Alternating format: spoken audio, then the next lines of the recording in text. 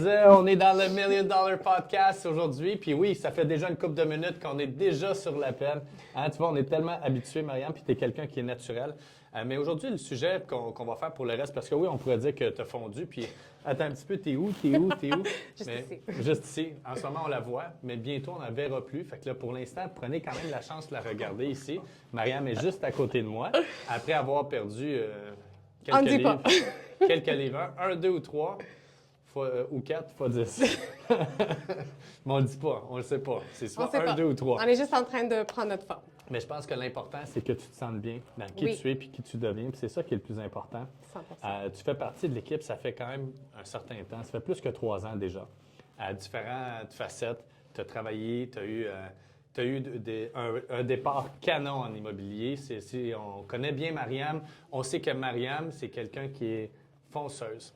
Quelqu'un qui, si elle commence quelque chose, elle est all-in. Elle ne fait pas les choses à moitié. Puis elle a besoin de le sentir. Elle a besoin d'avoir les émotions qui sont bien alignées avec sa tête pour être capable justement de donner son 110 %. En tant qu'équipe... Mon Dieu, tu me connais vraiment bien. Oui, je pense que oui. Hein? Oui. En tant qu'équipe, Marianne, tu m'as partagé, ça fait, je sais pas, 2-3 semaines. Tu me dis, écoute, ça serait le fun de faire une vidéo qui explique justement, quand je suis en train de faire ça, il y a quelqu'un qui fait ça. Quand quelqu'un fait ça, il y a quelqu'un qui fait ça. Quand quelqu'un fait ça, il y a quelqu'un qui fait ça. Puis c'est ça, justement, la force d'une équipe. Tu m'as dit, il faut être capable de partager ça. Ouais. Donc, tu peux-tu éclairer peut-être les gens qui nous écoutent, que ce soit en passant des clients potentiels ou des courtiers immobiliers? À la fin de la journée, je pense que tout le monde mérite à entendre ça. Mais oui, mais 100%. Il y a quelques semaines, on a été très chanceux. On sait que notre équipe a beaucoup de succès quand ça vient avec l'inscription. Puis moi-même, personnellement, j'ai eu quand même quelques-uns. Puis dans une fin de semaine, samedi, dimanche, j'en avais environ 6 à 7 open house qui se passaient à exactement le même moment. Puis c'est sûr et certain que tout seul, je pense pas que j'aurais eu le succès. Dans ce moment-là, il y avait des membres des équipes qui sont là. Puis rendu à lundi, on a eu des offres qui sont rentrées sur chaque propriété. On a eu du monde il y a eu des clientes qui sont venues pour commencer des nouveaux projets. Puis c'était vraiment le moment que ça a montré que la force n'est pas dans juste une personne, mais dans une équipe. Puis c'est ça qu'on s'est partagé. Tu sais, je me dis comme si moi j'étais capable de faire 1 fois 10, bien cette fin de semaine-là, c'est comme on avait fait 1 fois comme ça. Puis c'est vraiment ça que... Puis en même temps, tu sais, j'ai eu mon fin de semaine la soirée. J'étais capable de déconnecter à partir de 6h, 7h la soir. Tout, c'était en positif. So, tu sais, moi, je trouve que dans l'immobilier, on perd un petit peu de temps. Des fois, on dit qu'on n'a pas une vie personnelle. Mais si on est bien entouré, on peut tout faire. Oui, absolument. Puis, tu sais, je me rappelle en 2016, j'avais fait un genre de playbook qui disait justement, tu veux être ultra performant en immobilier en gardant une qualité de vie. Parce qu'à l'époque, je courais partout. J'étais dans le début de mon équipe à ce moment-là, puis je me disais, ça peut pas marcher comme ça.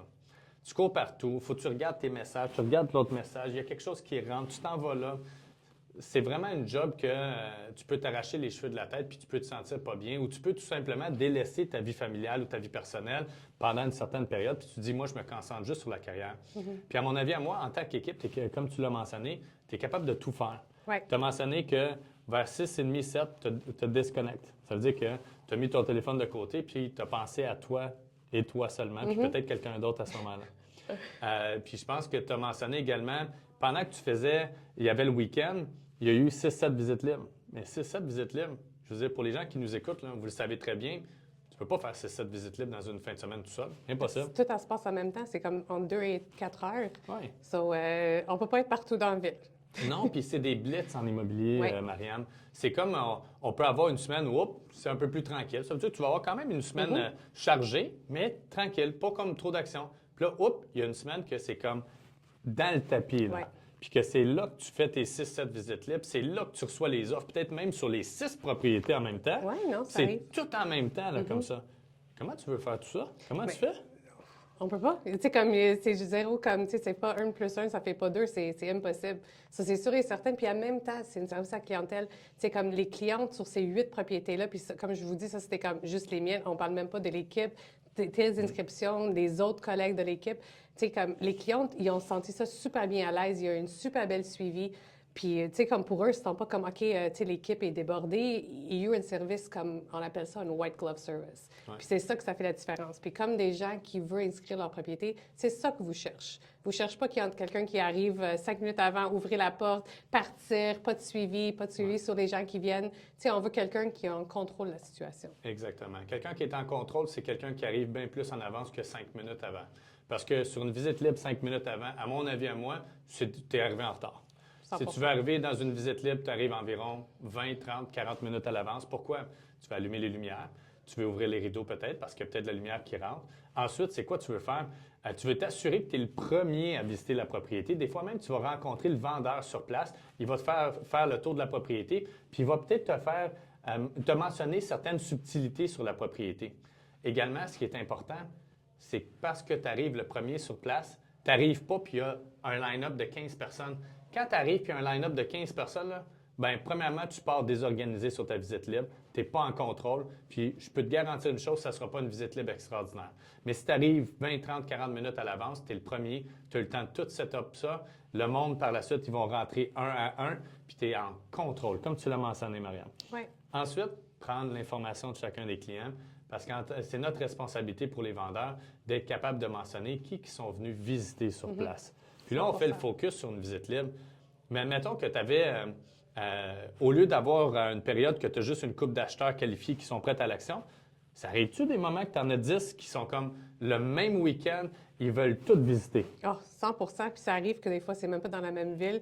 Il y a des open house, comme qu'on dit, qui se passent pour nos acheteurs.